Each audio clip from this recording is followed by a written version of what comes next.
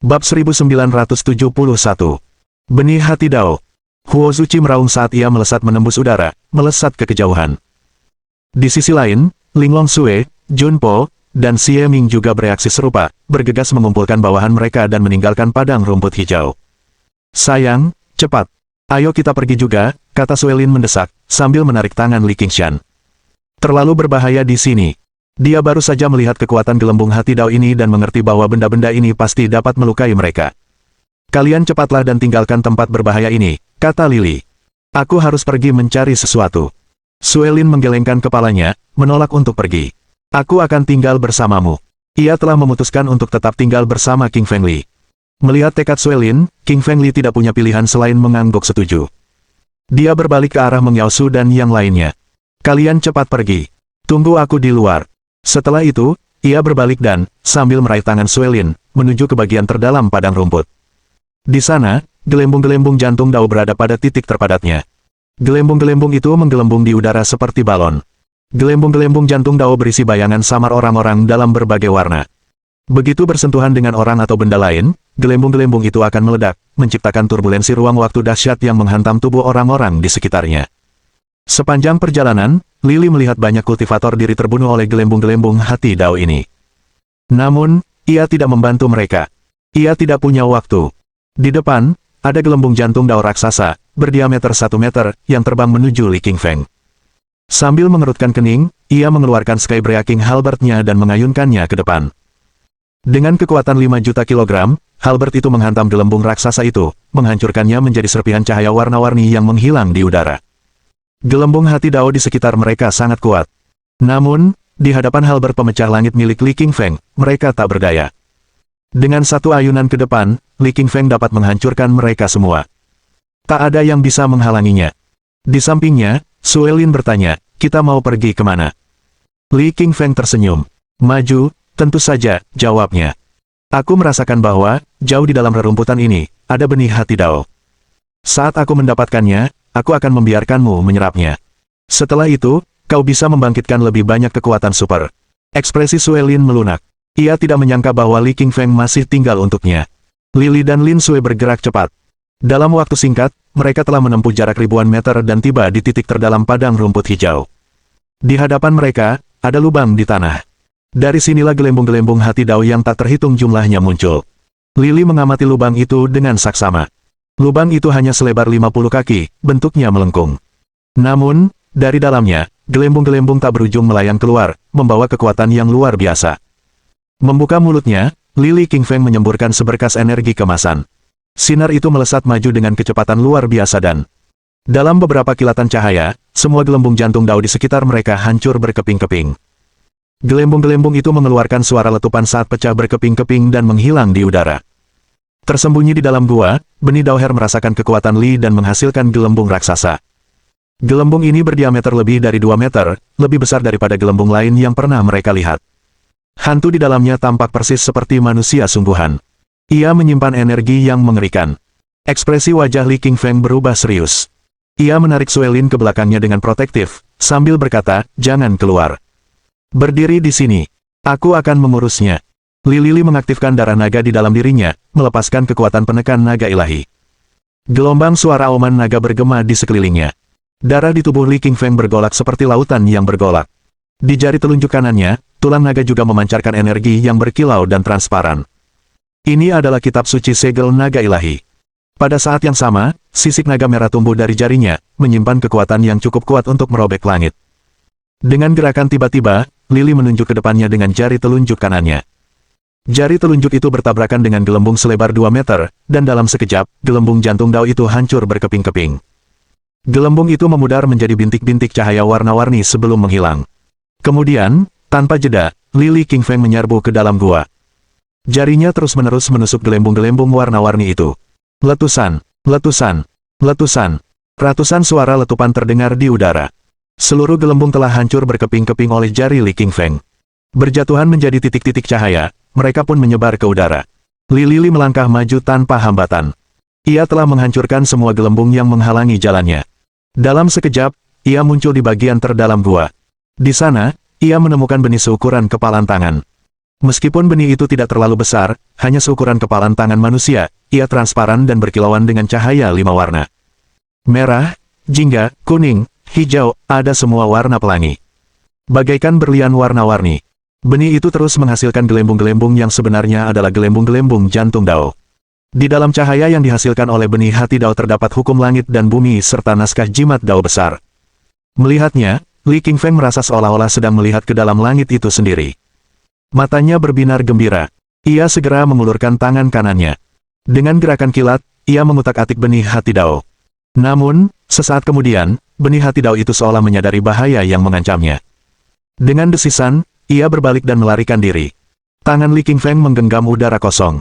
Tatapan mata Li Qingfeng semakin bersemangat. Aku tak menyangka benih hati Dao memiliki spiritualitas dan tahu cara berlari, pikirnya dalam hati. Itu hal yang berbeda. Hari ini, aku pasti akan menangkapmu. Mengayunkan tangan kanannya lagi, Li Qingfeng melesat menembus kehampaan dengan kecepatan kilat dan kekuatan yang tak tergoyahkan. Dalam satu gerakan cepat, ia meraih benih hati Dao. Benih hati Dao juga cepat. Yang lebih mengejutkan, ia melesat langsung ke kehampaan. Li Qingfeng mengaktifkan kemampuan clairvoyance-nya dan memancarkan seberkas cahaya kemasan dari mata kanannya. Seketika, ia menemukan benih hati Dao di dalam kehampaan. Menggunakan skrip jimat dimensional, Lili juga memasuki kehampaan. Dengan tangan kanannya, ia meraih ke depan dan menangkap benih hati Dao. Dengan desiran, tubuhnya meninggalkan kehampaan dan kembali ke dunia nyata. Benih hati Dao terus-menerus meronta dalam genggaman Li Qingfeng, berusaha melepaskan diri. Li Qingfeng mengaktifkan garis darah naga dan garis darah dewa serigala miliknya. Dengan kekuatan penekan kuno mereka, ia menguncinya di tempatnya, mencegahnya bergerak. Suara mendesing. Dalam gerakan cepat, King Feng Li meninggalkan gua, kembali ke permukaan tempat Sue Lin sedang menunggu. Melihat berlian 5 warna seukuran kepalan tangan di genggaman King Feng Li, tatapan panas muncul di mata Sue Lin. Perempuan secara alami tertarik pada berlian dan perhiasan. Di bumi, berlian terbesar seukuran kuku jari. Berlian seukuran kepalan tangan sama sekali tidak ada di bumi. Bab 1972. Mata Phoenix. Begitu Li Qingfeng melihat ekspresi Sue Lin, ia langsung tahu apa yang dipikirkan Sue Lin. Ia pun membuka mulut dan berkata, "Istriku, ini bukan berlian, melainkan benih hati Dao." Mata Sue Lin yang cerah menjadi lebih gembira saat dia menatap benih di tangan King Feng Li. Dia tahu itu adalah hal yang baik, dan setelah dia mengekstrak dan mencernanya sepenuhnya, garis keturunannya akan menjadi lebih terbangun dan kekuatannya akan lebih kuat. Dengan begitu, dia akan lebih membantu Li Qingfeng. Li Qingfeng tersenyum dan menyerahkan benih itu kepada Sue Lin. Ia berkata, "Sayang, ini hadiahku untukmu. Ambillah sekarang juga." Sue Lin mengangguk dan mengambil benih hati Dao milik King Feng Li sebelum duduk bersila di samping. Adapun King Feng Li, dia berdiri di sampingnya untuk melindunginya, untuk mencegah orang lain atau binatang iblis mengganggu istri tercintanya. Lili mengeluarkan beberapa bendera arai dan meletakkannya di kotak di sekitar Sue Lin, membentuk formasi arai pelindung. Formasi itu bersinar putih dan mengelilingi kehampaan. King Feng Li mengamati Sue Lin dengan saksama dan mendapati bahwa dia sudah berada di posisi, memurnikan benih hati Dao di depannya. Ia duduk dengan mata terpejam, bulu matanya yang panjang bergetar. Kemudian, ia mencubit telapak tangannya untuk membentuk tanda mudra kuno. Mudra tersebut membentuk simbol Phoenix yang diciptakan oleh mantra abadi Phoenix Sue Lin. Mudra tersebut mengandung kekuatan luar biasa dan terus-menerus menyerap energi dari dalam benih. Energi di dalam benih itu bersinar dalam warna pelangi. Energi emas, merah, biru, hijau, dan ungu mengalir ke telapak tangan Sue Lin. Energi itu mengelilingi kulit, otot, tulang, dan organ dalamnya sebelum akhirnya memasuki aliran darahnya, mengaktifkan garis keturunan Phoenix S-nya. Sebelumnya, garis keturunan Phoenix S Sue Lin hanya membangkitkan 0,1% kekuatannya. Kini, berkat bantuan benih hati Dao, kekuatannya telah meningkat 10 kali lipat, sebuah peningkatan yang signifikan. Setelah garis keturunan Phoenix S terbangun, tubuhnya mengeluarkan suara jeritan seperti Phoenix. Suaranya hampir terdengar seperti jeritan Phoenix S sungguhan saat menghilang ke langit. Saat garis keturunan Sue Lin bangkit, kekuatan supernya pun ikut bangkit. Tubuhnya bersinar dalam warna pelangi, seolah-olah ia adalah burung Phoenix S sungguhan. Tubuhnya melayang dari tanah dan melayang di udara saat ia perlahan membuka matanya. Di dalamnya, tampak planet-planet berputar, matahari terbit dan bulan terbenam, tanah runtuh akibat ledakan kehampaan. Perbesar.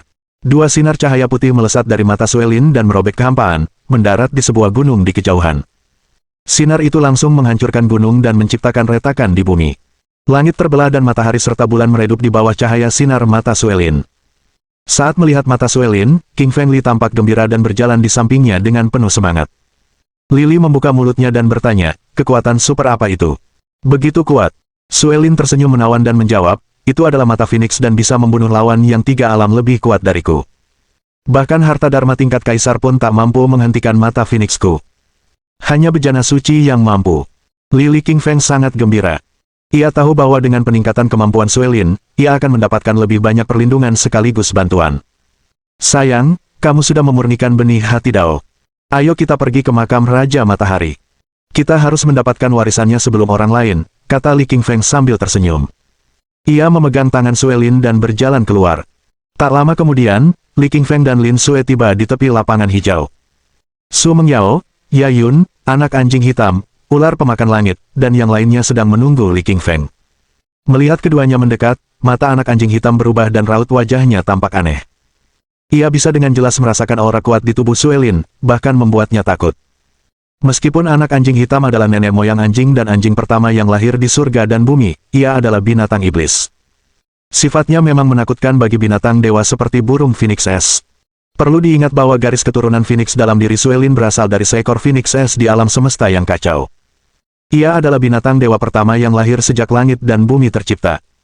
Phoenix memiliki kekuatan super abadi dan tidak ada binatang iblis lain selain naga, roc, kura-kura, dan harimau putih asli yang dapat menandinginya. Ular pemakan langit bereaksi serupa terhadap anak anjing hitam. Ia juga bisa merasakan perubahan pada Suelin, dan menatapnya dengan tatapan terkejut. Ia tahu bahwa jika Suelin ingin menyakiti mereka, dia dapat melakukannya dengan mudah karena kemampuan alami binatang dewa untuk menekan binatang iblis. Mengyao Su berjalan di samping Li King Feng dan berkata, Saudara Li, beberapa ribu kultivator baru saja meninggalkan padang rumput dan menyerbu ke depan. Mereka akan segera tiba di ruang pemakaman utama makam Raja Matahari. Jangan buang-buang waktu lagi, kita pergi saja, kata Li Qingshan. King Feng Li dan yang lainnya menggunakan energi asli dan berlari ke depan. Setelah mereka meninggalkan lapangan rumput, mereka melihat sebuah ngarai yang sangat besar. Ngarai itu sangat luas, dikelilingi pegunungan di kedua sisinya, dengan istana bawah tanah yang tersembunyi jauh di dalamnya. Hanya Raja Matahari yang mampu menciptakan sesuatu yang begitu megah. Seorang kultivator biasa tak akan pernah mencapai kehebatan seperti itu. Ngarai itu memiliki kedalaman beberapa kilometer dengan dinding-dinding bergerigi dan bebatuan besar yang menonjol. Semuanya tajam dan memiliki bentuk yang berbeda-beda, tersebar di sekitar dan di bawah ngarai. Lily melihat banyak kultivator berkumpul di sekitarnya. Beberapa dari mereka menyerbu ke dalam ngarai, tetapi tak lama kemudian mereka menjerit mengerikan. Para pembudidaya diri di belakang mengubah ekspresi mereka dan memperlambat langkah. Mereka tidak berani maju lebih jauh karena tidak melihat apa yang telah menyergap dan membunuh orang-orang yang memimpin serangan. King Feng Li memiliki penglihatan yang sangat baik dan segera melihat ular-ular kecil yang tersembunyi di bawah bebatuan. Mereka setipis sumpit dan sangat cepat. Mereka menggigit kaki para pembudidaya mandiri dan bersembunyi di bawah bebatuan. Dalam sekejap, racunnya bereaksi dan membunuh mereka. Ular hitam itu sangat berbisa, dan gigitannya dapat membuat darah seorang kultivator membeku dalam hitungan detik. Lily melirik ular pemakan langit dan berkata, kau adalah nenek moyang ular. Tugasmu lah untuk merawat mereka. Bab 1973. Kawanan ular. Ketika ular pemakan langit mendengar perintah King Feng Li, tubuhnya bergerak seperti anak panah tajam menuju ngarai. Ketika para kultivator diri melihat Lily Feng, mereka pun menyingkir. Mereka telah melihat sendiri kekuatan Lily Feng di hutan pohon iblis dan menjadi takut padanya. Ular pemakan langit sangat cepat, berkelok-kelok di antara bebatuan tajam. Ia tiba di ngarai tak lama sebelum diserang oleh puluhan ular hitam. Meski semuanya jenis ular, ular berbisa hitam tetap menyerang ular pemakan langit seakan-akan ular itu adalah musuh bebuyutannya. Tatapan membunuh muncul di mata ular pemakan langit saat ia melepaskan aroma leluhur ularnya, mencoba menekan ular-ular hitam itu. Namun, ular-ular hitam itu tidak takut dengan aroma leluhur ularnya dan menyerangnya tanpa henti. Melihat kejadian itu, ekspresi wajah Li Qingshan berubah masam, dan keterkejutan terpancar di matanya. Ia bertanya kepada anak anjing hitam, apa yang terjadi? Ular pemakan langit adalah nenek moyang ular, tapi mengapa ia tidak berhasil? Anak anjing hitam itu menggelengkan kepalanya sebelum menjawab, ini benua api merah, planet tingkat tinggi. Planet ini berbeda dari bumi, karena memiliki lebih banyak spesies ular. Ular pemakan langit mampu menekan spesies ular di bumi, tetapi tidak yang ada di benua api merah, kecuali jika mencapai tingkat suci. Lily mengangguk setelah mengetahui alasannya. Namun, ia masih sangat yakin pada ular pemakan langit, yakin bahwa ular hitam itu bukanlah tandingannya. Ular pemakan langit juga menyadari bahwa aromanya tidak berpengaruh pada ular-ular hitam itu. Ia membuka mulutnya dan menyemburkan pusaran hitam yang bisa melahap. Seketika, ia mengisap lusinan ular ke dalam mulutnya. Tak lama kemudian, puluhan ular itu semuanya diubah menjadi energi bagi ular pemakan langit. Ketika para kultivator mandiri di mana-mana melihat kejadian itu, ekspresi wajah mereka berubah saat mereka mundur saat mendiskusikan kejadian itu. Ular kecil ini terlalu kuat.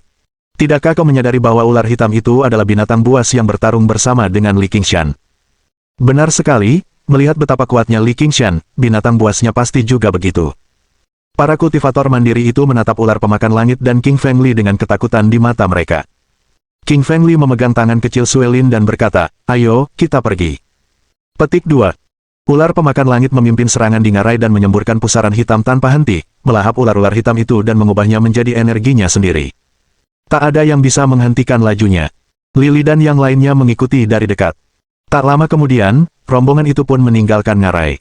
Berkat ular pemakan langit yang membunuh sebagian besar ular, para kultivator diri dapat mengikuti di belakang Li Qingshan. Beberapa tatapan mereka terhadap Li Qingshan berubah menjadi rasa terima kasih, alih-alih rasa takut seperti sebelumnya. Tiba-tiba, ular pemakan langit berhenti di jalurnya dan ekspresinya menjadi lebih serius, seolah-olah tengah merasakan sesuatu di udara.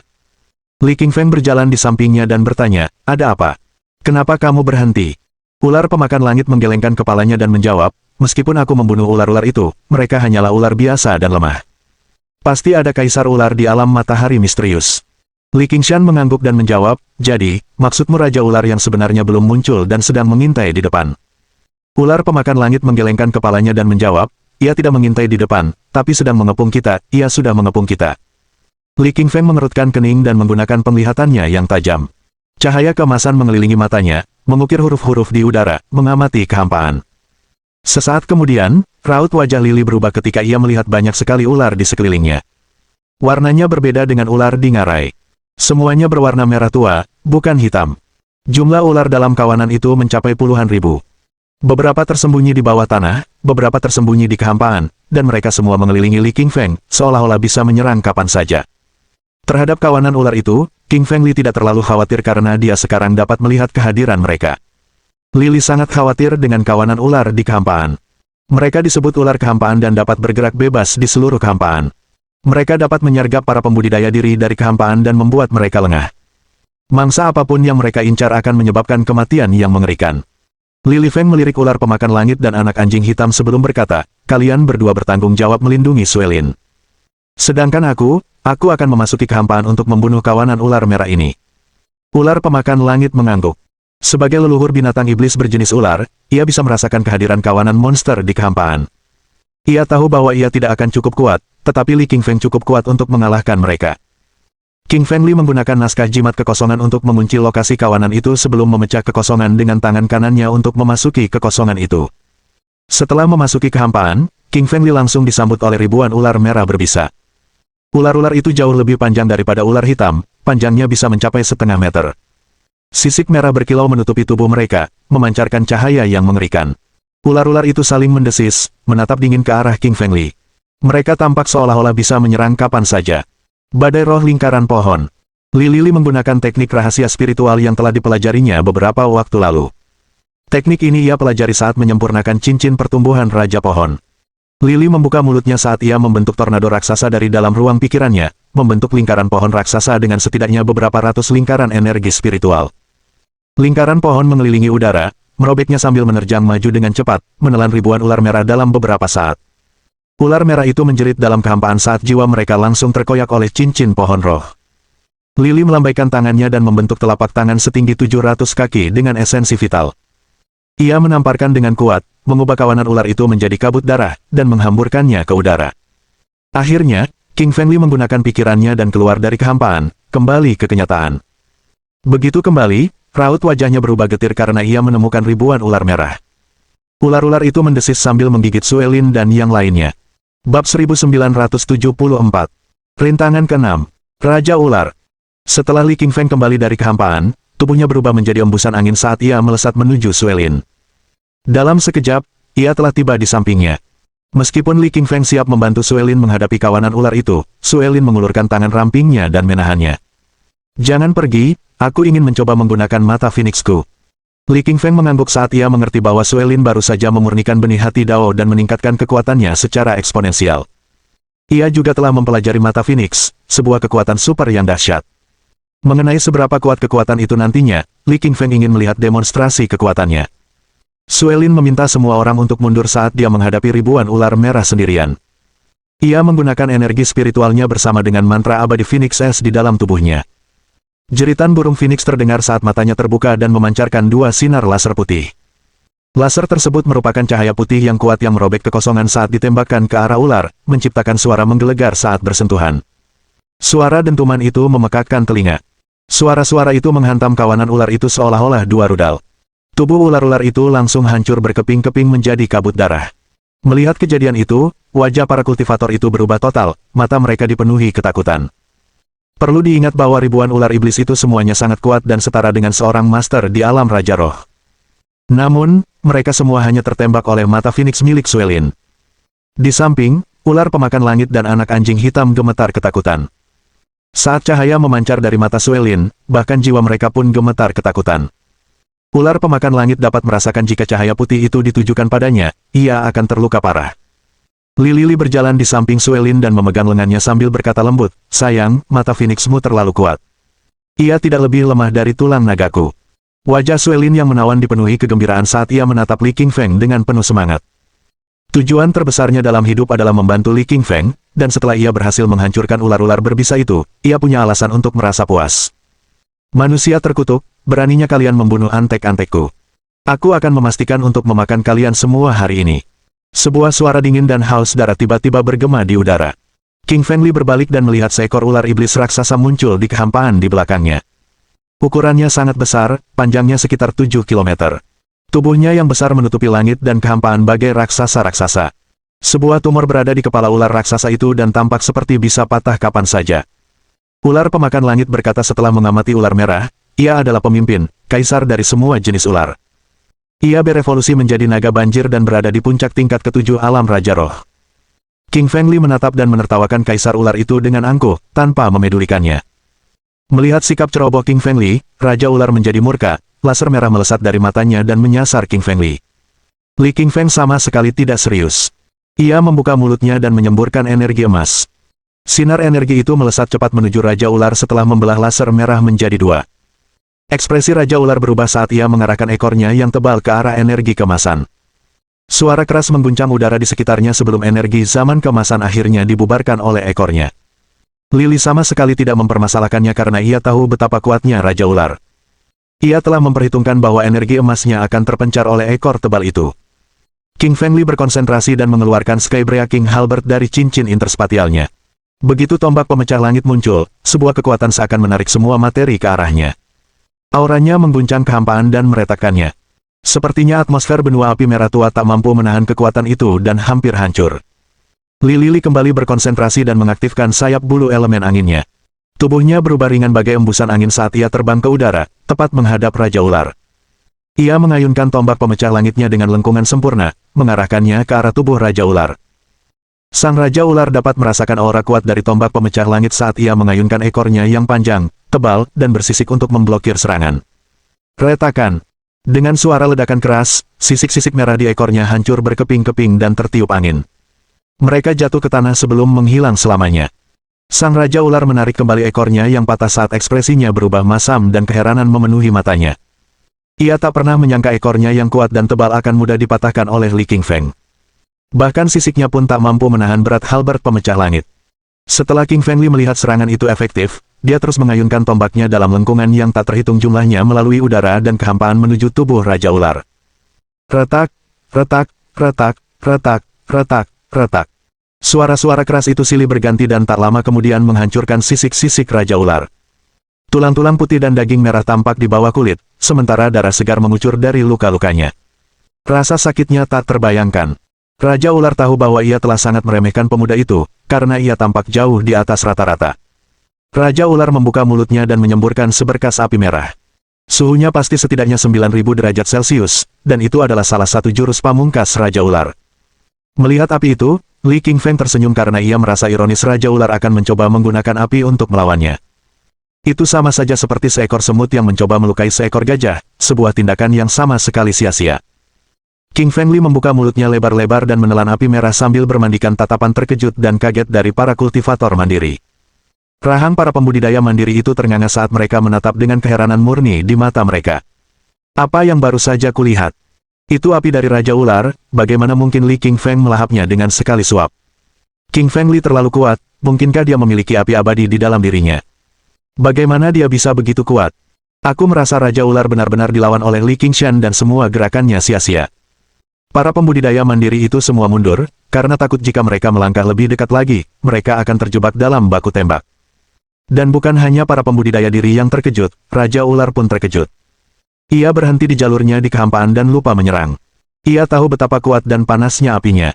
Biasanya, api itu bisa melelehkan gunung, pohon, dan bumi. Sekarang, bukan hanya tidak bisa melukai Li King Feng, ia pun dimakan dalam sekali suap. Bab 1975. Evolusi Ular Pemakan Langit. King Fengli menatap Raja Ular dengan niat membunuh yang begitu besar sehingga sinar cahaya hitam tampak keluar dari matanya, membentuk selubung hitam yang menutupi langit. Tiba-tiba, ia membuka mulut dan menyemburkan api yang baru saja ditelannya. Namun, api yang keluar menyatu dengan api emasnya sendiri, dengan suhu mencapai 9.500 derajat. Panasnya merobek udara, membakar ruang hampa. Energi tak terbendung secepat kilat melesat menuju Raja Ular. Raja Ular membeku karena merasakan bahaya besar di hadapan api emas. Ia tahu bahwa api itu mematikan. Dengan raungan keras, Raja Ular mengangkat tubuhnya yang besar ke langit, mencoba melarikan diri dari api emas. Namun, api Li King Feng terlalu cepat, bahkan lebih cepat daripada kilat. Dalam sepersekian detik, api itu membakar ekor Raja Ular.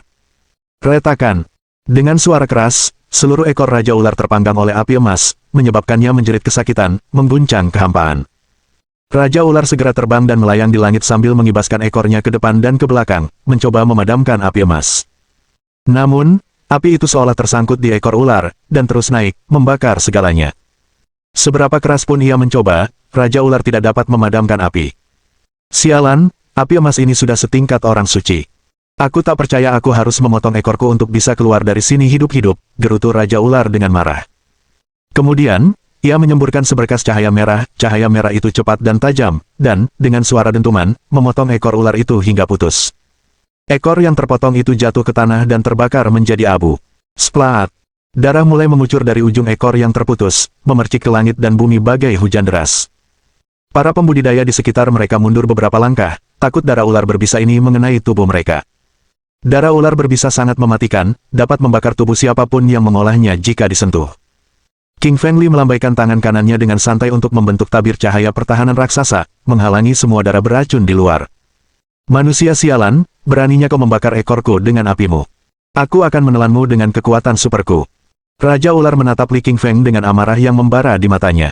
Amarahnya sangat besar, dan Raja Ular siap membunuh King Fengli. Namun, Li King Feng hanya berdiri di sana. Ia berkata dengan acuh tak acuh, "Ya, kau harus menunjukkan kekuatan supermu kepadaku, atau kau akan menyesal tidak bisa menggunakannya sebelum kau mati." Kekuatan super pemakan, teriak Raja Ular sambil membuka mulutnya, pusaran air merah menyerbu keluar. Pusaran air merah itu bergerak ke arah King Fengli dengan kekuatan yang luar biasa, menarik tubuhnya. Li King Feng tak kuasa menahan tawa melihat Raja Ular. Kekuatan menelan, ya jadi, dia pasti sudah memohon untuk mati. Li King Feng tahu bahwa sebagian besar binatang berjenis ular memiliki kekuatan super ini, karena mereka terlahir dengan kekuatan tersebut. Namun, baginya, ini adalah teknik kuno dan tidak berguna. Garis keturunan pemakan milik Li King Feng adalah satu-satunya kekuatan garis keturunan yang menaklukkan alam semesta dan memadamkan era. Tidak ada garis keturunan pelahap yang dapat dibandingkan dengan garis keturunan King Feng Li. Lili membuka mulutnya dan memuntahkan pusaran hitam seukuran lubang hitam, 10 kali lebih besar dari pusaran Raja Ular. Pusaran air Li King Feng lebih kuat dan lebih menyerap. Ia berputar ke arah Raja Ular dan menelan pusaran air merahnya, mengubahnya menjadi kekuatannya sendiri. Raja Ular memuntahkan genangan darah yang besar saat melihat kekuatan supernya dilahap dalam sekejap mata. Tubuhnya jatuh terbanting ke tanah, menciptakan lubang raksasa. Raja Ular lelah dan terluka di sekujur tubuh. Lili berjalan ke arahnya dan mengayunkan tinju kanannya untuk menciptakan bola energi, yang kemudian membentuk telapak tangan esensi vital raksasa, menghantam Raja Ular. Seketika, seluruh tubuh ular itu hancur berkeping-keping hingga berlumuran darah. Raja Ular berteriak sia-sia saat tubuhnya berubah menjadi kabut merah dan menghilang. Di bawah tubuhnya terdapat inti iblis, seukuran ember air. Inti iblis Raja Ular berwarna merah cerah dan berkilau, dengan naskah segel Dao Agung yang terukir di atasnya.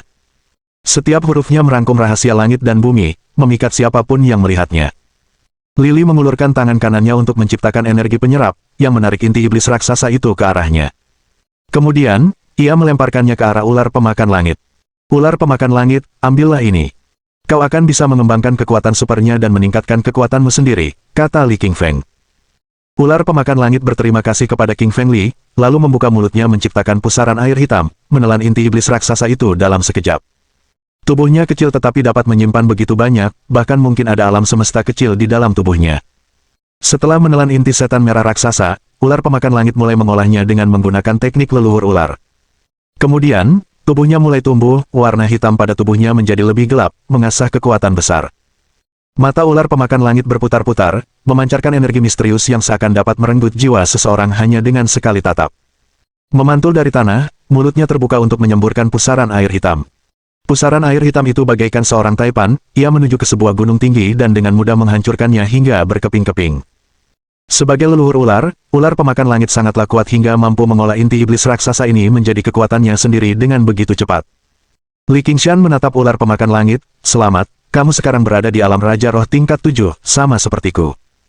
Kebahagiaan memenuhi mata ular pemakan langit, karena sekarang ia lebih kuat, ia bisa lebih baik membantu King Feng Li dan melindungi dirinya sendiri. Ia menjawab sambil tersenyum, aku mungkin setara denganmu, tapi kemampuan bertarungku tidak. Aku pasti akan kalah darimu dalam pertarungan. Bab 1976. Rawa gravitasi. Ayo, kita pergi dari sini. Kita harus terus berjalan. Li Qingshan melambaikan tangannya, sementara dia, Suelin, Meng Yaosu, anak anjing hitam, ular pemakan langit, dan yang lainnya melanjutkan perjalanan. Setelah memasuki makam Raja Matahari, Lily dan yang lainnya menghadapi banyak tantangan dan bahaya. Namun, Lily selalu menjaga mereka tetap aman dengan membunuh musuh-musuh mereka. Selama proses ini, Lily juga memperoleh banyak harta dharma, tidak hanya energi spiritualnya yang meningkat, Suesin juga memperoleh mata Phoenix, dan ular pemakan langit juga meningkat. Bahkan anak anjing hitam, Meng Yaosu, dan yang lainnya juga memperoleh kekuatan hingga batas tertentu. King Feng Li dan yang lainnya bertemu dengan banyak kultivator di sepanjang jalan, tetapi mereka semua mundur saat melihat itu adalah dia. Mereka semua sangat takut padanya, dia bukan seseorang yang bisa mereka ajak main-main.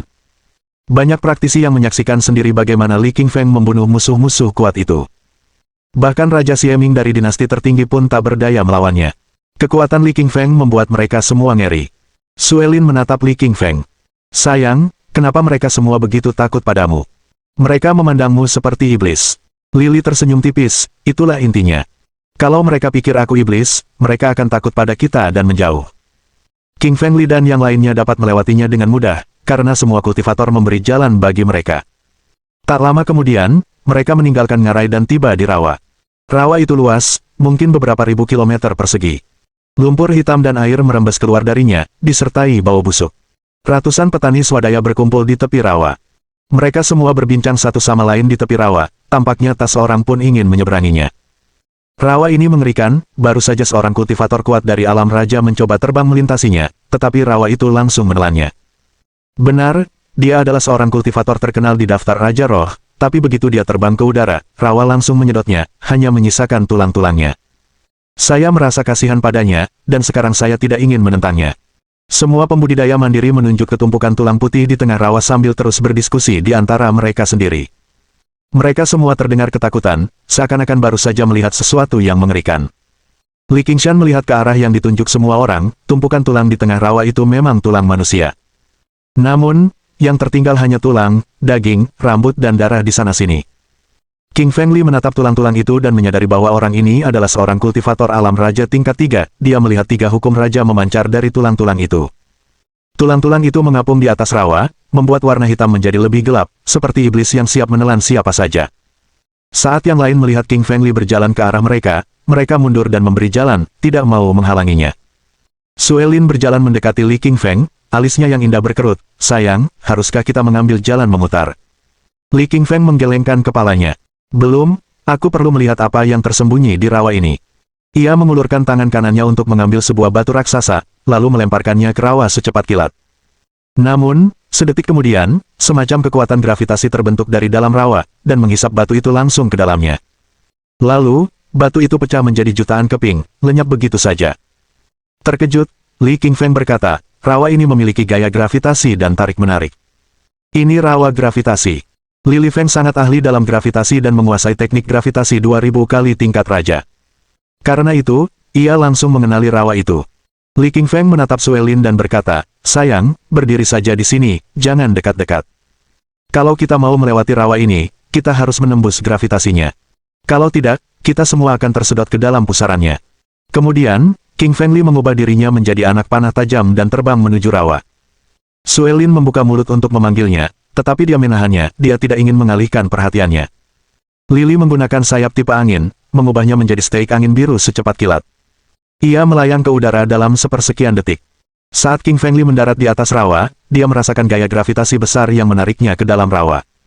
Dengan mengalirkan esensi vital dalam tubuhnya, ia mengerahkan kekuatan besar untuk melindungi dirinya dari gravitasi. Namun, ia gagal. Dengan suara ledakan keras dan mengejutkan semua orang, King Fengli langsung tersedot ke dalam rawa. Gluk gluk gluk gluk. Lumpur dan air hitam di dalam rawa gravitasi mulai mengepung King Fengli. Ekspresi Suelin berubah saat dia melihat apa yang terjadi dalam keterkejutan, dia pikir suaminya cukup kuat untuk melawan gravitasi. Suelin bergerak maju, ingin menyelamatkan Li Qingfeng. Saat itu, Meng Yaosu menghampirinya dan meraih lengan Suelin dengan tangan kanannya. Suelin mengerutkan kening, apa yang kau lakukan? Aku harus membantunya. Meng Yaosu menggelengkan kepalanya, apa kau lupa? Li Qingfeng tahu teknik gravitasi. Dia mungkin ingin tersedot ke dasar rawa, karena dengan begitu dia akan tahu apa yang tersembunyi di bawahnya. Kita berdua tidak tahu teknik gravitasi, kita tidak bisa membantunya. Suelin memikirkan perkataan Meng Yaosu sejenak, dia benar, mengkhawatirkannya mungkin telah mengalihkannya dari berpikir logis. Ia berdiri di sana, tetapi wajahnya masih dipenuhi kekhawatiran. Ia merasakan kekuatan mengerikan dari rawa gravitasi. Namun, anak anjing hitam dan ular pemakan langit tampaknya sama sekali tidak mengkhawatirkan Li Qingfeng. Mereka begitu yakin bahwa rawa gravitasi, kecil, bukanlah tandingannya. Bab 1977. Rintangan ke-7. Raja Mayat Hidup. Tubuh Lili semakin tenggelam ke dalam rawa gravitasi. Ia dengan cepat menyalurkan esensi vital dalam tubuhnya untuk menciptakan tabir cahaya pertahanan. Lumpur hitam dan air dari keempat penjuru berjatuhan ke tubuhnya, namun tabir cahaya mampu menangkis semuanya. Dengan menggunakan kewaskitaan mata kanannya, ia melihat sekelilingnya dan menyadari bahwa seluruh tubuhnya telah diliputi lumpur. Ia masih tenggelam. Rawa gravitasi mungkin sedalam ratusan meter, orang tidak bisa menilai kedalaman rawa hanya dari permukaannya.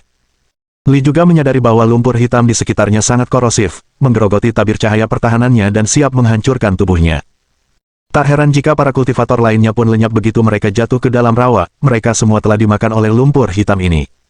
Energi mengerikan tersembunyi di dalam lumpur itu adalah energi mayat. Li Qingfeng sangat akrab dengan energi semacam ini. Li Lili mengolah esensi vital tipe api, yang dapat digunakan untuk melawan energi mayat. Ia dengan cepat mengalirkan esensi vitalnya, menciptakan bola api dengan tangan kanannya yang memancarkan suhu yang sangat tinggi. Lumpur itu segera mundur dari api, bersembunyi dari api seperti makhluk hidup. Kemudian, Lili mengeluarkan mutiara iluminasi seukuran telur dari cincin interspatialnya. Mutiara ini berkilauan dan tembus cahaya, memancarkan cahaya putih menerangi seluruh rawa. Dengan bantuan mutiara cahaya, King Fengli maju ke depan. Semburan energi mayat hidup muncul di sana-sini saat ia terus maju, ingin menyerangnya. Namun, begitu energi-energi ini merasakan api di tangan Lili, mereka segera bersembunyi. Tak lama kemudian, ia tiba di dasar rawa, ratusan meter di bawah permukaan. Begitu mencapai dasar, King Fengli menyadari bahwa lumpur menjadi lebih gelap, dan energi mayat menjadi lebih kuat. Ia kembali menggunakan kewaskitaannya untuk memancarkan cahaya kemasan. Di balik semua lumpur dan energi mayat, ia juga melihat sesosok tubuh, terkubur jauh di dalam lumpur. Mayatnya sangat besar, tingginya hampir 2 meter. Rambut hijau tumbuh dari mayat itu, seperti helaian rambut zombie. Mengerikan sekali. Suus. Lumpur di dasar rawa gravitasi menyebar, sementara rambut hijau itu semakin memanjang. 1 meter, 2 meter, 3 meter, 10 meter. Lalu, ia menyerang Li Qingfeng. Ekspresi wajah King Fengli berubah saat ia dengan cepat mengalirkan esensi vital tipe api untuk menciptakan bola api raksasa di sekelilingnya. Api membakar rambut hijau itu, tetapi juga membuat Li Qingfeng terkejut setengah mati, upaya itu sia-sia. Rambut itu mengandung semacam energi mengerikan yang jauh lebih kuat daripada api Li Qingfeng. Suara Kaisar Malam Kegelapan bergema di kepala Li Qingfeng, hei, bocah kecil, rambut hijau dan mayat di sana itu punya sejarah lebih dari 5.000 tahun. Kau tak bisa mengalahkan mereka dengan api esensi vital elemen apimu. Kau tak punya pilihan selain menggunakan api emas itu. King Feng Li mendengarkan dengan kaget kata-kata Kaisar Malam Kegelapan, bagaimana mungkin mayat itu memiliki sejarah 5.000 tahun. 5.000 tahun yang lalu, wilayah ini berada di bawah kekuasaan Raja Matahari. Itu berarti mayat hidup ini kemungkinan besar adalah salah satu prajurit Raja Matahari, yang memegang jabatan penting. Kalau tidak, ia tidak akan dikuburkan begitu dekat dengan makam utama. King Feng Li menarik napas dalam-dalam dan dengan cepat mengaktifkan api emas, yang mengalir melalui perut, otot, dan kulitnya, akhirnya keluar dari jari telunjuk dan jari tengah kanannya.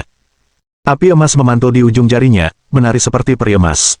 King Feng Li tiba-tiba mengacungkan jari telunjuk dan jari tengah kanannya. Api emas berubah menjadi topan berkecepatan tinggi, menerjang semua rambut hijau itu. Dengan sejarah 5.000 tahun, rambut hijau itu mengumpulkan kekuatan surgawi, namun, itu bukan apa-apa di hadapan api emas tingkat suci. Api itu membakar habis rambut itu, mengirimkan suara berderak kemana-mana. Pada saat yang sama, mayat di dalam rawa mengerang kesakitan saat rambutnya rontok. Mayat itu berdiri tegak, dengan kuku-kuku tipis yang panjang, masing-masing lebih dari 50 cm. Ia mengayunkan tangannya ke depan, memotong semua rambutnya dalam sekejap.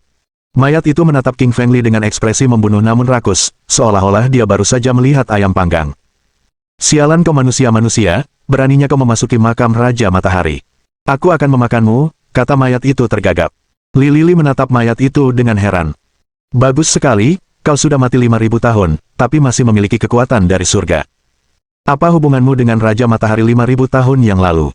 Manusia, aku tak keberatan memberitahumu ini. 5.000 tahun yang lalu, aku adalah jenderal kedua Raja Matahari. Sekarang aku adalah Raja Mayat Hidup, penjaga penghalang ketujuh. Dan kau akan mati hari ini. Raja Mayat Hidup tiba-tiba mengulurkan jari telunjuk kanannya, memancarkan sinar cahaya hijau. Sinar cahaya hijau itu sangat cepat, ia membelah kehampaan dan diarahkan tepat ke King Feng Li, disertai energi erosi yang kuat. Demi keamanan, Li Li kembali menggunakan api emasnya, menghantam tepat ke arah sinar hijau itu. Cahaya hijau itu lenyap dalam sekejap mata. Wajah Raja Mayat Hidup berbinar kaget. Mengesankan, kau memiliki api sein emas kuno di tanganmu. Tapi, kau baru berada di tingkat ketujuh alam raja, jadi ada batas berapa kali kau bisa menggunakan api emas. Jadi pertanyaannya, berapa kali lagi kau bisa menggunakannya? Jelas, Raja Mayat Hidup mengenali api emas, dan tahu berapa kali Li Li bisa menggunakannya. Mayat itu sama sekali tidak takut. Raja Mayat Hidup mengayunkan telapak tangannya ke depan dan ke belakang, menciptakan 10 sinar cahaya hijau dari kuku-kuku hijaunya. Semua sinar itu menyerbu ke arah Li King Feng dengan energi mayat. King Feng Li tahu bahwa dia tidak bisa menggunakan api emas terlalu sering, jadi dia tidak melakukannya. Dia mencabut Skybreaking Halberd dan mengayunkannya, beban seberat 450 juta kilogram berjatuhan ke arah lampu hijau, menyebarkannya ke berbagai arah. Bab 1978. Teknik gravitasi Raja Mayat Hidup. Raja Mayat Hidup terkejut melihat halberd pemecah langit di tangan King Feng. Ia tak pernah menyangka halberd itu mampu menghalangi bulu hijaunya. Sepertinya halberd itu adalah harta karun yang berharga. Tiba-tiba, ekspresi Raja Mayat Hidup berubah. Ia berkata, bagaimana mungkin tombak pemecah langit di tanganmu adalah senjata tingkat sein? Mata King Feng berkilat terkejut. Ia tidak tahu level tombak itu, jadi sungguh mengejutkan bahwa Raja Mayat Hidup bisa mengetahui level tombak itu. Tampaknya tombak pemecah langit milik King Feng pastilah terkenal 5.000 tahun yang lalu. King Feng tidak berbicara. Sebaliknya, ia menatap Raja Mayat Hidup dalam diam dan berharap ia bisa menjelaskan pertanyaannya. Raja Mayat Hidup tidak tahu situasi yang dihadapi King Feng. Ia berkata, 5.000 tahun yang lalu, tombak pemecah langit adalah senjata milik Santo Pemecah Langit. Kemudian, Santo dan harta karunnya lenyap. Bagaimana mungkin tombak itu sampai ke tanganmu? Mungkinkah kau ada hubungannya dengan Santo Pemecah Langit? King Feng tidak menjawab pertanyaannya. Ia merenung dalam hati, mungkinkah bos yang kutemui di toko kumuh itu adalah orang suci penembus langit? Raja Mayat Hidup menjadi marah ketika melihat bahwa King Feng mengabaikan pertanyaannya. Ia merasa bahwa King Feng sedang menatapnya. Raja Mayat Hidup menatap dingin ke arah King Feng dan berkata, meskipun tombak pemecah langitmu adalah senjata tingkat suci, kau tetap bukan tandinganku. Aku akan membunuhmu hari ini. Suara mendesing gelombang. Raja Mayat Hidup menggerakkan tubuhnya, dan ratusan ribu helai rambut hijau muncul di tubuhnya. Rambut hijau itu tajam seperti paku, menusuk tubuh King Feng. King Feng menggunakan esensi vital dalam tubuhnya dan menyalurkan sebagian esensi ke dalam tombak itu. Ia kemudian mengayunkan tombak itu terus-menerus melintasi langit. Lengkungan tombak itu tajam dan membelah udara, memotong potongan-potongan bulu hijau di tubuh Raja Mayat Hidup yang jatuh ke tanah. Mata Raja Mayat Hidup berkilat dingin ketika melihat bulu hijaunya telah terpotong. Ia merasa telah meremehkan kekuatan tombak itu. Berat tombak itu lebih dari 4 juta kilogram dan sangat tajam. Bahkan bulu hijaunya pun tak mampu menahan serangan tombak itu. Mata Raja Mayat Hidup menjadi dingin. Ia mencabut bulu hijau di tubuhnya. Kemudian, ia mengayunkan tinju mayatnya dan mengaduk seluruh lapisan dasar rawa hingga membentuk pusaran air. Lumpur hitam menghantam King Feng dengan kekuatan yang mengerikan. King Feng berpikir sejenak dan menyimpan tombaknya. King Feng menggunakan teknik tubuh api penyucian fana untuk memancarkan kekuatan hitam yang luar biasa. Ia mengumpulkan kekuatan di tinjunya dan menghantamkan tinjunya ke rawa hitam. Dalam sekejap, tinju itu membelah rawa di hadapannya hingga berkeping-keping. Kemudian, tinjunya bertabrakan dengan tinju mayat milik Raja Mayat Hidup dengan suara dentuman keras. Tabrakan itu sangat keras dan seolah membelah langit. Baik King Feng maupun Raja Mayat Hidup mundur selangkah dan saling berpandangan. King Feng tercengang.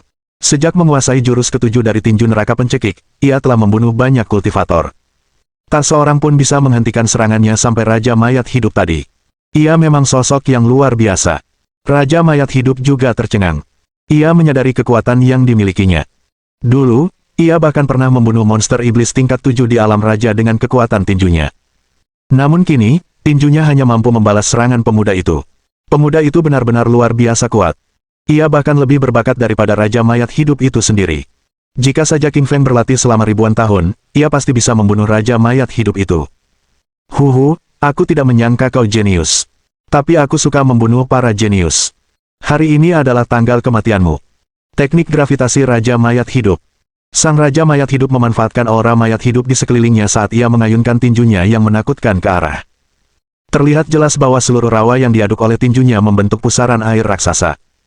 Pusaran air itu memiliki daya hisap yang sangat besar di dasarnya. Pusaran air itu mencoba menarik tubuh King Feng ke dalam dan menghancurkannya berkeping-keping. Kekuatan gravitasi mencapai sekitar 2000 kali lebih kuat dari biasanya, memaksa King Feng untuk segera melepaskan teknik gravitasi tingkat monarknya. Daya hisap yang dihasilkan dan isi rawa bertabrakan dengan ledakan keras. Meskipun kedua gaya gravitasi itu serupa, keduanya tetap sedikit berbeda. Keduanya memiliki hukum Dao besar yang berbeda. Satu mengikuti hukum kehidupan Dao besar, sementara yang lain mengikuti hukum energi kematian Dao besar. Seluruh langit retak ketika dua hukum Dao besar bertabrakan. Para pembudidaya diri di tepi pantai semuanya buru-buru mundur. Mata mereka dipenuhi ketakutan, seolah-olah mereka telah menyaksikan langit dan bumi hancur berkeping-keping. Lihat, apa yang terjadi? Kenapa seluruh rawa ini diaduk-aduk? Tidakkah kau merasakannya? Ada daya hisap yang luar biasa dari dasar rawa. Bahkan telapak kakiku terasa seperti akan tersedot ke dalam tanah. Ya, aku juga merasa kakiku seperti tersedot ke tanah. Aku tidak bisa menggerakkan tubuhku lagi. Para pembudidaya mandiri di sekitarnya berdiskusi dengan penuh semangat, dengan ketakutan di mata mereka. Kekhawatiran muncul di mata Suelin ketika mendengar kata-kata mereka. Ia ingin pergi dan membantu King Feng, tetapi ia menyadari gravitasinya terlalu kuat, bahkan telapak kakinya pun tersedot ke tanah. Meng Yaosu dan Yayun juga khawatir. Awalnya mereka yakin dengan kemampuan King Feng, tetapi mereka juga merasakan kengerian rawa. Sepertinya ada iblis di dalam rawa. Iblis rawa itu sangat kuat. Mereka pasti akan berada dalam bahaya jika bertemu dengannya. Anak anjing hitam tampak tenang. Ia berkata, jangan khawatir, percayalah pada King Feng. Meskipun iblis itu kuat, dia bukan tandingan King Feng. Ular pemakan langit juga berkata, tenang saja. Kecuali Raja Matahari dibangkitkan atau Raja Api Merah tiba, tidak ada yang bisa membunuh King Feng. Suelin akhirnya sedikit tenang setelah mendengar kata-kata mereka. Dia menatap dasar rawa untuk mencoba menemukan King Feng. Detik berikutnya, Suelin menemukan King Feng. Ia tampak pucat pasi, setelah mundur beberapa langkah akibat serangan itu. Sepertinya ia terluka. Bab 1979. Pusaran air langit Halberd. Kekhawatiran muncul di wajah menawan Suelin. Bulu matanya berkibar saat melihat King Feng di kedalaman rawa. Saat itu, posisi King Feng sedang sulit. Tubuhnya terus bergerak mundur, dan ada tetesan darah di mulutnya. Suelin sebenarnya ingin membantu King Feng, tetapi ia mendapati kakinya benar-benar terpaku di tanah. Ia tidak bisa bergerak sama sekali. Seluruh rawa gravitasi dan area sekitar 2000 meter ditutupi oleh teknik gravitasi milik Undead Monarch dan King Feng. Gaya gravitasinya 5000 kali lebih kuat dari biasanya, dan para praktisi tingkat rendah pun tak mampu lepas darinya. Seseorang hanya bisa terhindar dari pengaruhnya jika mereka memahami teknik gravitasi. Di dasar rawa, tinju neraka pencekik milik King Feng terus-menerus berbenturan dengan tinju mayat milik Raja Mayat Hidup dengan dentuman keras. Kedua tinju mengerikan itu bertabrakan dan menyebabkan retakan di udara. Lumpur dan udara lembab di sekitarnya langsung hancur ketika tersedot ke celah-celah ruang angkasa. Di dasar rawa gravitasi, terdapat juga monster-monster tersembunyi lainnya seperti cacing racun dan buaya racun. Namun, semua monster ini hancur berkeping-keping oleh pertempuran antara King Feng dan Raja Mayat Hidup, karena tidak ada yang bisa menghalangi kekuatan mereka. Untungnya, Suelin, Meng Yaosu, dan para kultivator lainnya berada jauh dari pertempuran, jika tidak, mereka akan terluka. Meskipun King Feng terus melangkah mundur, nasib Raja Mayat Hidup tidak lebih baik. Wajahnya pucat dan matanya dipenuhi rasa tidak percaya ketika ia mendapati tinju mayat hidupnya telah ditangkis oleh King Feng. Terlebih lagi, kekuatannya terkuras dengan cepat akibat serangan-serangannya. Sebaliknya, meskipun King Feng mundur selangkah, esensi vitalnya tidak menurun drastis. Ia terus-menerus menggunakan mantra abadi surgawi untuk menyerap esensi vital dari udara di sekitarnya. Manusia sialan, aku tak menyangka tinjumu sekuat ini. Tapi sekarang, aku akan menggunakan harta karun mayat hidupku untuk membunuhmu. Sang Raja Mayat Hidup meraung saat ia mencabut sebilah pedang besar dari kedalaman rawa. Bilahnya panjangnya hampir 2 meter, dan bagian tengah bilahnya berkarat, terkelupas, dan gelap gulita seperti tinta, dengan tengkorak besar yang menakutkan tercetak di gagangnya. Anak muda, ini harta karunku, pedang mayat hidup.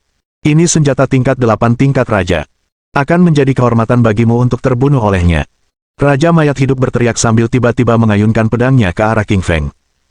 Pedang itu menembus udara, dan sebuah tengkorak raksasa setinggi lebih dari 1000 kaki muncul dan mencengkeram dengan ganas ke arah King Feng. King Feng segera mengeluarkan Skybreaking Halberd miliknya dan mengayunkannya dengan kekuatan besar ke arah tengkorak itu. Saat itu, tubuh King Feng terpental kembali. Tombak pemecah langit tidak mampu menahan tengkorak hitam itu. King Feng melihat ke arah Halberd pemecah langit dan melihat bahwa benda itu tidak rusak sama sekali. Tombak pemecah langit tidak mengandung mantra dharma apapun dan tidak sepenuhnya aktif. Kekuatannya terbatas dan ia hanya bisa menggunakan sebagian kecil kekuatannya. Namun, Raja Mayat Hidup mampu melontarkan tengkorak dengan pedangnya, sehingga posisi King Feng berada dalam posisi yang kurang menguntungkan. Namun, King Feng tidak peduli. King Feng terus mengayunkan tombak pemecah langitnya ke arah kepala tengkorak. Saat tombak itu dipantulkan oleh bilahnya, energi spiritualnya bergerak ke tombak untuk melatih serangan ketiga. Serangan ketiga Skybreaking Halberd disebut Whirlpool Sky Halberd. Sebelumnya, King Feng pernah mencoba mempelajari serangan ini, tetapi ia tidak menguasainya. Namun, kemampuan belajarnya meningkat pesat di Gravity Swampus saat ia menghadapi Undead Blade. Saat King Feng bertarung melawan Raja Mayat Hidup, dia dengan hati-hati mengingat rincian serangan ketiga. King Feng adalah pembelajar yang cepat, dan dia dengan cepat menguasai serangan ketiga. Serangan ketiga cukup sederhana, tetapi sama sekali berbeda dari serangan pertama dan kedua. Yaitu menggambar bentuk oval dengan ujung Skybreaking Halberd. Puluhan oval harus diletakkan di atas satu sama lain untuk membentuk badai pusaran tornado. Begitu pusaran air terbentuk, kekuatannya akan luar biasa dahsyat. Pusaran air mengandung gravitasi dan kekuatan yang dapat merobek gunung hingga berkeping-keping. Raja Mayat Hidup merasa puas ketika King Feng mundur selangkah. Ia berkata, "Anak muda, senjatamu bukan tandinganku. Kau akan mati di sini hari ini. Mari kita lihat berapa lama kau bisa bertahan." Sang Raja Mayat Hidup mengayunkan pedangnya lagi dan mengayunkannya dengan ganas ke arah King Feng. King Feng tersenyum dingin dan berkata, "Baiklah, aku baru saja menguasai Whirlpool Sky Halberd. Aku akan menggunakanmu untuk menguji kekuatannya." Petik 2. Pusaran air langit Halberd. King Feng meraung sambil menuangkan esensi vitalnya ke dalam Skybreaking Halberd. Ia mencelupkan ujung tombak itu ke udara puluhan kali, membentuk puluhan badai pusaran air. Pusaran air hitam mengelilingi King Feng dari semua sisi dan membentuk satu tornado besar. Pusaran air itu berkekuatan lebih dari 10.000 kg. Pusaran itu melesat maju dan langsung mencabik-cabik tengkorak hitam itu. Kemudian, badai pusaran air King Feng terus menerjang ke arah sekitarnya. Badai pusaran air menyedot semua lumpur dan aura mayat hidup di sekitarnya yang tercabik-cabik menjadi ketiadaan. Dalam sekejap, rawa itu berubah menjadi lubang yang dalam. 2 orang berdiri di tengah lubang yang dalam. Satu adalah King Feng, dan yang lainnya adalah Raja Mayat Hidup. Sang Raja Mayat Hidup menatap pemandangan itu dengan tak percaya. Rawa gravitasi memiliki kedalaman lebih dari ribuan meter. Itu adalah rumahnya dan sumber kekuatan aura mayat hidupnya. Raja Mayat Hidup tidak pernah menyangka bahwa King Feng akan mampu menghancurkan rawa gravitasi. Badai pusaran air itu terlalu kuat dan liar, bahkan bila tengkoraknya pun tak tertandingi. Bab 1980. Tombak Suci Mayat Hidup. Raja Mayat Hidup menatap King Feng dengan sungguh-sungguh. Ia tahu bahwa ia telah menemukan lawannya. Pemuda di depannya berhasil memahami serangan ketiga dari Skybreaking Halberd, yaitu serangan kuat yang dapat membuat badai pusaran air. Sang Raja Mayat Hidup mengedarkan aura mayat hidup dalam tubuhnya, yang berubah menjadi kabut saat memancarkan lingkaran cahaya gelap di sekeliling tubuhnya. Cahaya gelap menyelimuti langit di atas rawa. Ratusan ribu tengkorak hitam muncul dari sekeliling dan mengunyah ke arah King Feng. King Feng tidak panik. Ia terus mengayunkan tombak pemecah langit ini untuk melancarkan serangan ketiga. Serangan Whirlpool Sky Halberd menciptakan badai liar lain yang secara bertahap menjadi ratusan kilometer tingginya. Pusaran air itu mengandung kekuatan dan tenaga yang mengerikan. Dalam beberapa detik, pusaran itu menghancurkan ratusan kepala tengkorak hingga berkeping-keping. Kepala-kepala tengkorak yang hancur itu kemudian lenyap begitu saja. Setelah King Feng menguasai Whirlpool Sky Halberd, Undead Monarch bukan lagi tandingannya. Kakinya terbanting ke tanah, membuat lubang besar. Retakannya menyebar seperti jaring laba-laba ke area di sekitarnya. Dia melompat ke udara sambil mengaktifkan sayap bulu hijaunya, dan langsung muncul di hadapan Undead Monarch, sembari melesatkan Whirlpool Sky Halberd ke depan. Ekspresi Raja Mayat Hidup berubah drastis. Ia jelas merasakan kekuatan badai. Ia tak ragu dan langsung melemparkan pedang mayat hidupnya ke arah King Feng. Bam! Pedang mayat hidup dan tombak pemecah langit beradu dengan dentuman keras. Kemudian, tombak pemecah langit membuat lubang kecil di bilahnya dengan derit keras. Skybreaking Halberd sudah sangat kuat dan bahkan lebih tak terkalahkan dari sebelumnya. Bahkan Undead Blade pun tak mampu menghentikannya. Secerca kebahagiaan terpancar di wajah King Feng ketika ia melihat kekuatan Skybreaking Halberd. Ia mengayunkan senjata itu di tangannya dan menebasnya sekali, 2 kali, 3 kali, ratusan kali ke arah Undead Blade. Semakin banyak celah muncul di pedang mayat hidup. Akhirnya, pedang itu tampak seperti jaring ikan raksasa dan tak mampu lagi menopang beratnya sendiri. Ledakan. Dengan ledakan keras, halberd pemecah langit milik King Feng mendarat di pedang mayat untuk ke-200 kalinya. Benda itu menghancurkan harta karun mayat berkeping-keping dan menghilang ke langit. Ah, dasar bajingan sialan. Kau menghancurkan pedang mayat hidupku. Sang Raja Mayat Hidup meraung marah ketika melihat harta karunnya telah hancur. Seluruh tubuhnya gemetar karena amarah. Pedang mayat hidup telah menemaninya selama 5.000 tahun. Itu adalah harta terpentingnya, tetapi dihancurkan oleh King Feng. Hatinya berdarah. Raja Mayat Hidup menatap tajam ke arah King Feng dan memancarkan aura mayat hidup yang gelap dan kuat. Ia membenci King Feng dengan sepenuh hati dan berharap ia bisa segera membunuhnya. Tombak suci mayat hidup. Raja Mayat Hidup meraung sambil mencabut tombaknya. Raja Mayat Hidup terus mengumpulkan hukum aura mayat hidup di sekelilingnya. Hukum-hukum itu memancarkan kekuatan yang mengerikan dan membentuk tombak panjang di atasnya. Itu adalah tombak suci mayat hidup. Tombak suci mayat hidup terlalu kuat. Tombak itu langsung memecah ruang di sekitarnya, dan segala sesuatu di sekitarnya runtuh menjadi ketiadaan. Ekspresi Suelin berubah saat melihat pemandangan itu. Ia tak pernah menyangka Raja Mayat Hidup menguasai teknik tingkat suci, apalagi bisa memanggil tombak suci mayat hidup. Sebuah tombak hitam panjang muncul di atas tubuh Raja Mayat Hidup. Panjangnya beberapa ribu kaki dan mengandung kekuatan yang mengerikan. Ujung tombak itu diarahkan ke arah King Feng dan sepertinya akan membunuhnya kapan saja. Melihat tombak itu, King Feng tidak bergerak sedikitpun. Ia tidak takut. Malah, ada sedikit ejekan di wajahnya. Raja Mayat Hidup benar-benar mencari kematiannya sendiri. Pikir King Feng, beraninya dia menggunakan tombak suci mayat hidup untuk menyerangku. Apa dia tidak tahu kalau tombak dewa pembunuhku adalah tombak terkuat di alam semesta kuno? Kekuatannya sungguh dahsyat. Suelin tidak tahu tentang situasi King Feng, dan mengira King Feng dalam bahaya. Suelin mulai menyalurkan kekuatan darah esensi di dalam tubuhnya. Ia menggigit lidahnya dan menggumamkan Phoenix Immortal Chain untuk melepaskan kekuatan Phoenix, dan teriakan Phoenix pun terdengar.